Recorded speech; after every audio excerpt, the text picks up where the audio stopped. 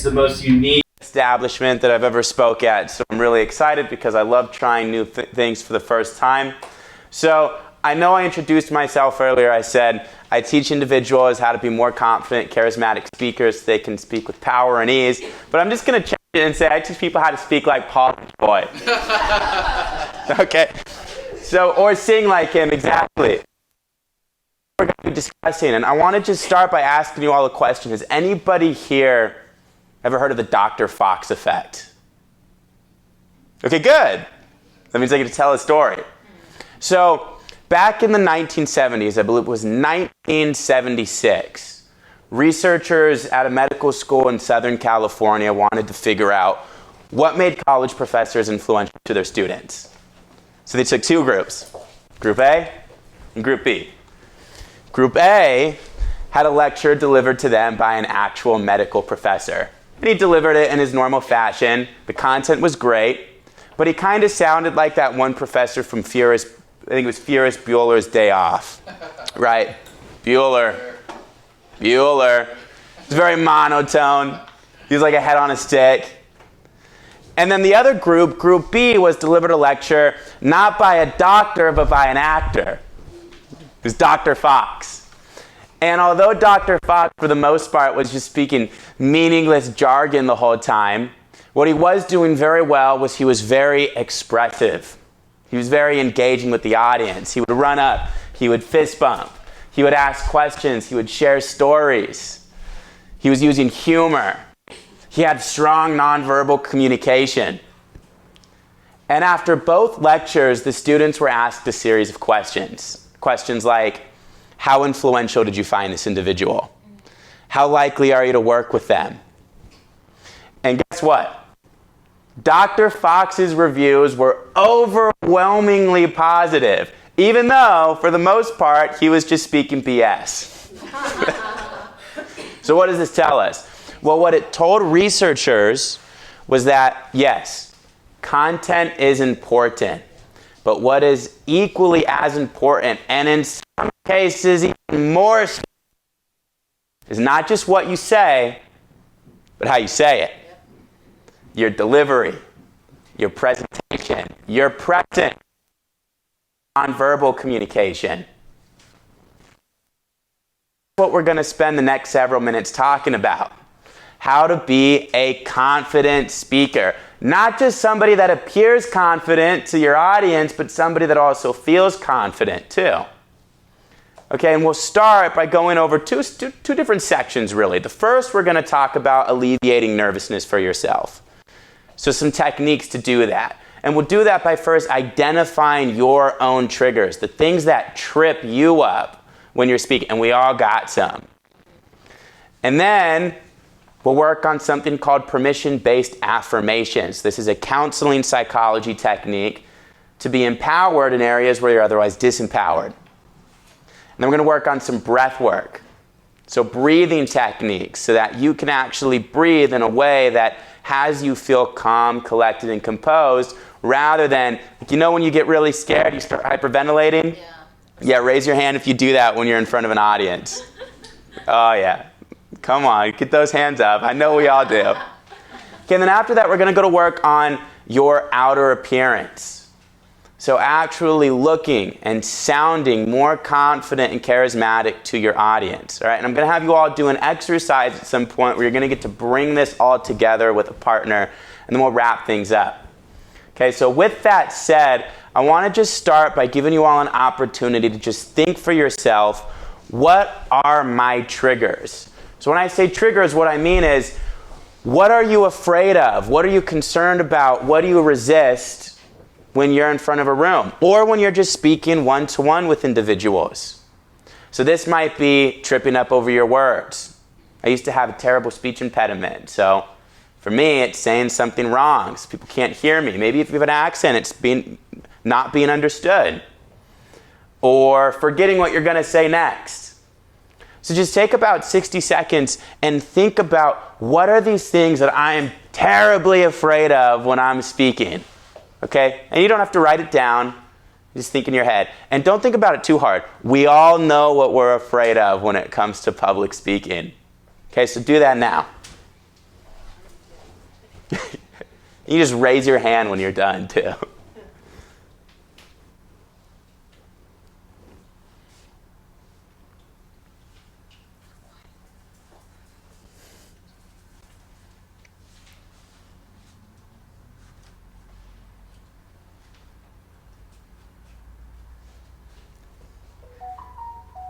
Okay. Anybody need more time? No, I'm done. I don't need more time. Okay, good. Okay, good. So now, I just want you to think to yourself in your head. I give myself permission to X. Fill in the blank. Whatever that thing is for you. I give to forget what I'm going to say. I give myself permission to say something silly. I give myself permission to embarrass myself. Just want to think about it in your head, just for a moment, just so you start reciting the dialogue to yourself. All right, y'all have that thought? Okay, now put it away, because we're going to save it for later. You're going to use it again with the partner. But before we do that, I'm going to teach you a little technique to have stronger control over your breathing. You know, something very silly happens when we get into a sort of fight or flight response. When we're in danger, what do? We start hyperventilating. We start breathing from our chest. So I want everybody to take two hands. Put one hand on your chest, one hand on your belly. And taking a deep inhale. And exhale. And some people just shout it out. What did you notice rise first, your chest or your belly? Belly. Good. Y'all are 2 steps ahead. Okay, good. Anybody notice their chest rise first? Okay, a couple of you. Yeah. Right, okay. Do we have any actors or singers? Okay, good. So if you've sang or if you've ever acted, you may have heard this phrase before. It's called diaphragmatic breathing. Raise your hand if you've ever heard it. Right, so breathe from your diaphragm. This is what I want you all to start practicing right now. And I'd like for you to start doing this consistently. Breathing from your diaphragm gets more oxygen into your lungs.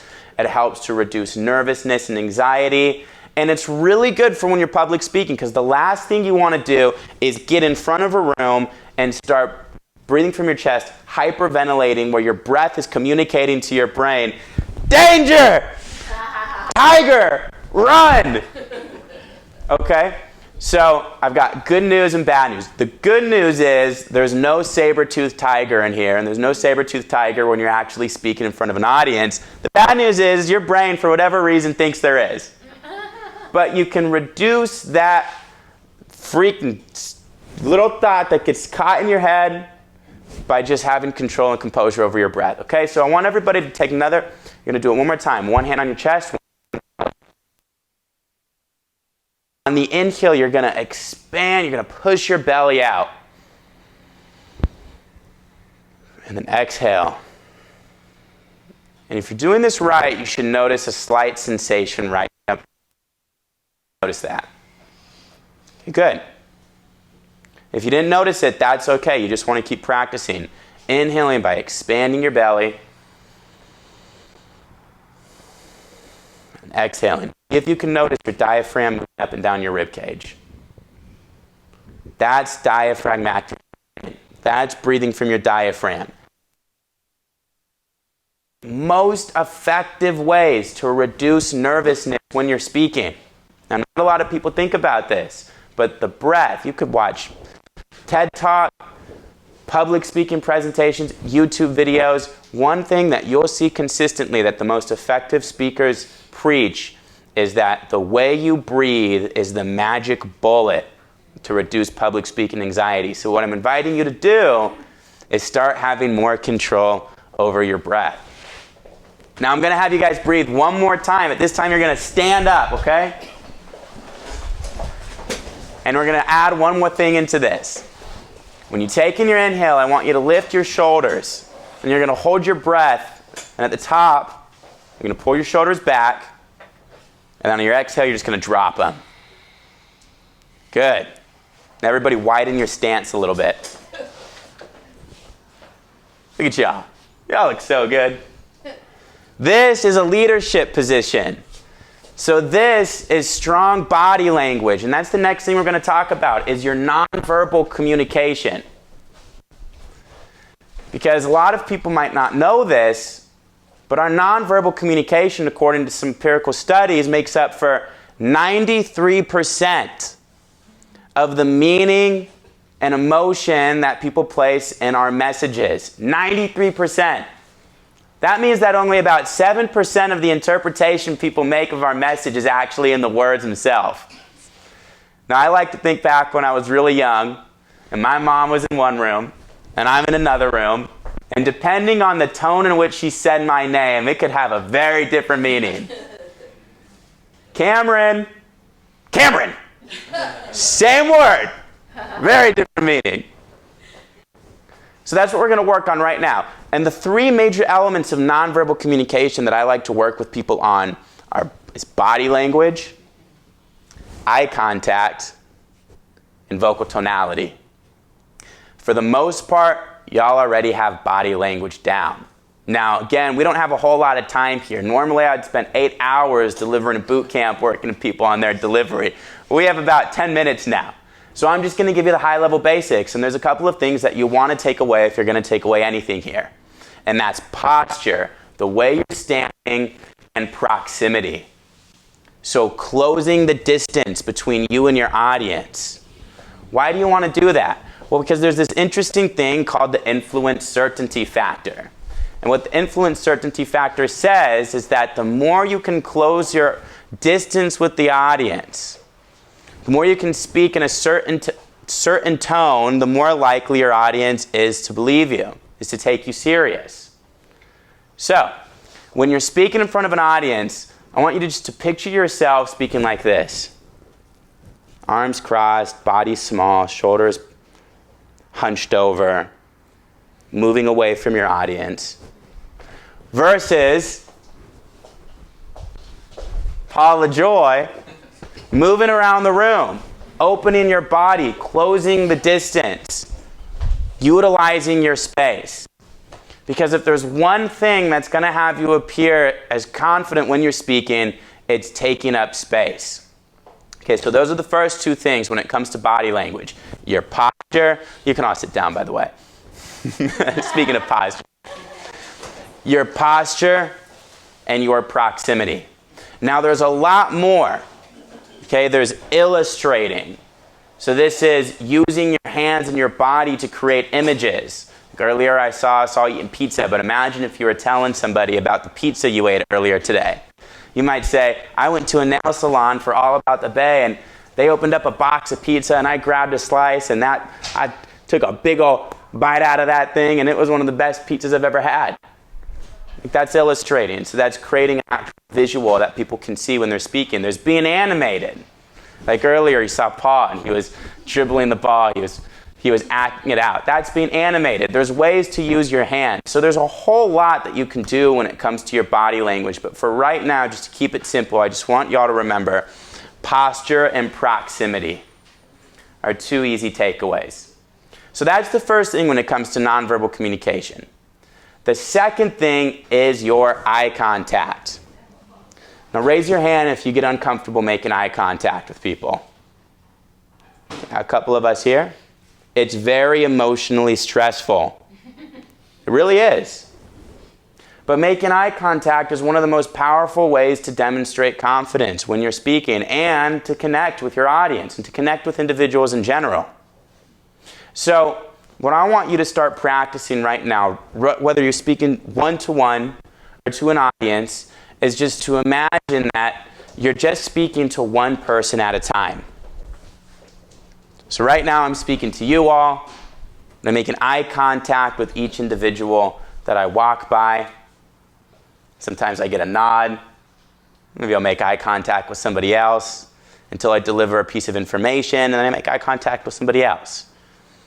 So you want to treat your eye contact like it's one-to-one, speaking to individuals, okay? And remember, I call this James Bond eyes or Superman eyes or laser beam vision. Exactly. Stir not shaken. So when you're looking at somebody, guys, you just want to imagine you're shooting laser beams. Right eye to right eye. Right brain to right brain. Okay, so one-to-one eye contact, laser beam eyes. So that's the next thing when it comes to nonverbal communication, is having powerful eye contact. The third thing is your vocal tonality. So your vocalics. And there's three things that you want to focus on here as well. The first is your pitch. Does anybody know what your pitch is? Yeah, it's like your volume. Sometimes you're speaking louder with more energy, and then other times softer with more intensity. This is how we keep our audience on their toes and at the edge of their seat, is with our voice. There's your pacing. You don't want to talk too fast, because if you talk too fast, people aren't going to be able to understand you. If you can't understand, they're not going to get your message across, then it's not going to be any good for anybody.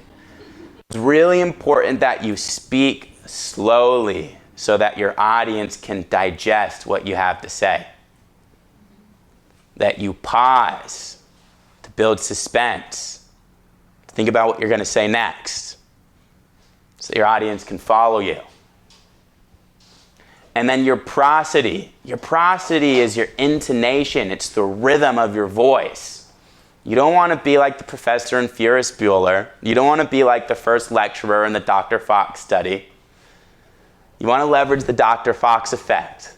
You want to have strong prosody, rhythm in your cadence, rises and falls in your tone. But what I really want you all to take away right now is what's called down talk. Not talking down to people. Down talk is when you complete a sentence with a falling vocal intonation rather than a rising intonation. Why? Because we associate the rise and the influx in our intonation with uncertainty. We ask questions. What does our voice do? It goes up. But when we say something with certainty, what does it do? It goes down. So if there's one thing that I want you to take away when it comes to your vocal tonality, it's to start finishing your statements off and practicing down talk. Does that make sense, everybody? Could you give an example, please? Sure. So an example would be, there are more stars in the universe than there are grains of sand on Earth. Versus, there are more stars in the universe than grains of sand on Earth. You notice the difference in the way it lands? One is like, boom. The other's like, maybe. Okay, so nonverbal communication, three major things. Language, posture and proximity, eye contact, speaking one-to-one with laser beam eyes, vocal tonality, pitch, pacing, and prosody.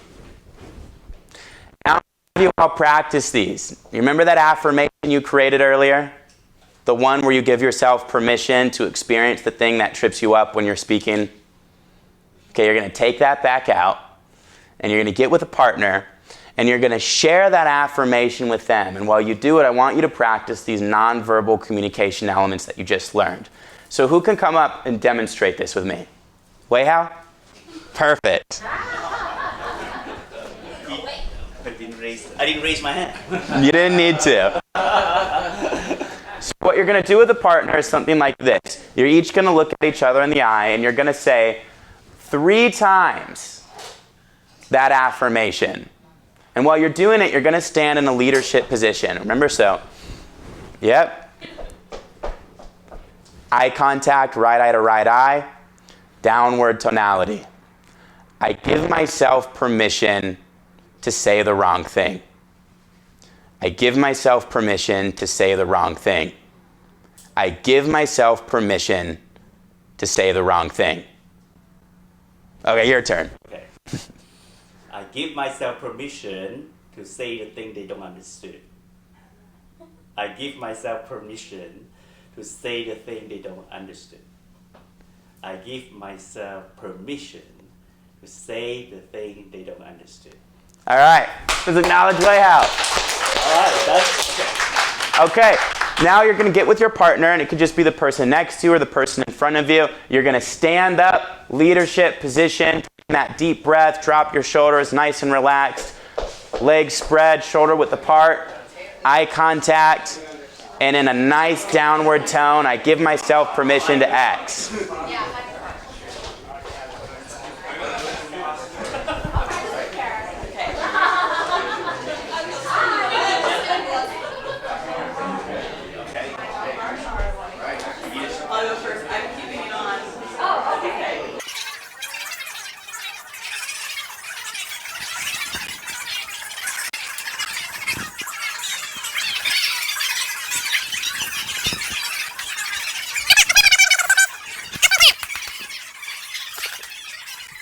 Let's wrap it up.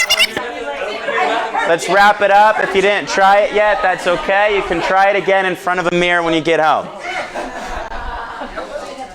So, just to summarize, today we talked about how to be a more confident speaker so that your audience will be hungry to listen to you, so that you look, sound, feel more confident when presenting in front of a room or speaking to one-to-one individuals. And we covered a couple of things here.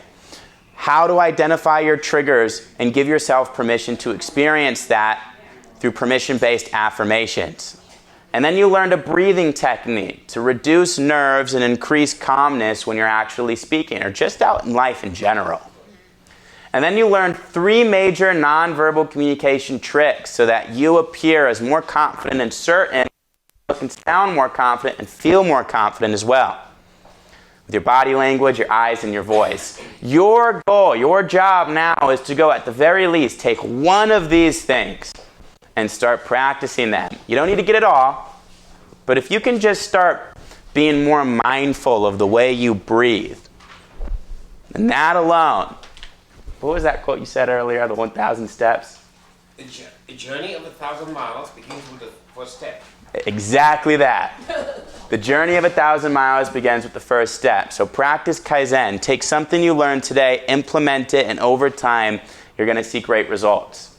Okay, now, if you want to start to really hone in on what it is that you as an individual need to work on, then let me know, and we can have a 30-minute discussion about that to see what we can do to tailor a particular coaching program to go to work on your needs as a speaker. So if that's something you're interested in, let's connect later on. With that said, thank you very much for your listening. Thank you.